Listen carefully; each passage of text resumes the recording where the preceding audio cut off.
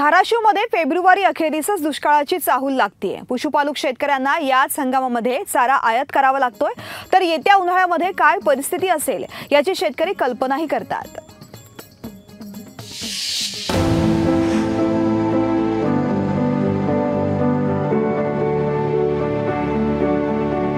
धाराशिव जिल्ह्याला फेब्रुवारी महिन्याअखेरीस पाणी टंचाईच्या झळा बसतायत।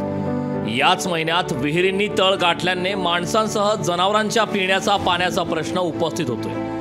पाणी टंचाईचा परिणाम म्हणून पशुपालक शेतकऱ्यांना चारा आयात करावा लागतोय। जनावराला नाही चारा विकत घेऊन घालायची पाळी आली। शेतात पाणी नाही, पाण्याची पातळी खाली गेलेली। किती वेळ चालते मोटर? एक 10-15-20 मिनिटं चालते। आता यावर्षी परिस्थिती अवघड आहे। चारा तर घरचा नाहीच, विकत घेऊन घालायला लागलो।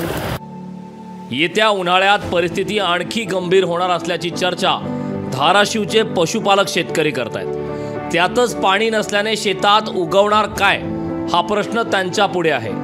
त्याचप्रमाणे उत्पन्न नसल्याने चारा विकत घेणं सर्वच शेतकऱ्यांना परवडणारं नसणार आहे। यामुळे या समस्येवर शासन स्तरावरून लवकरात लवकर आणि ठोस पावलं उचलण्यात यावीत अशी मागणी स्थानिक शेतकरी करतायत।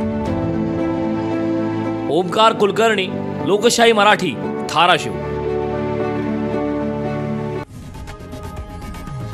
लोकशाही मराठी, ऐका, पहा, जागरूक रहा।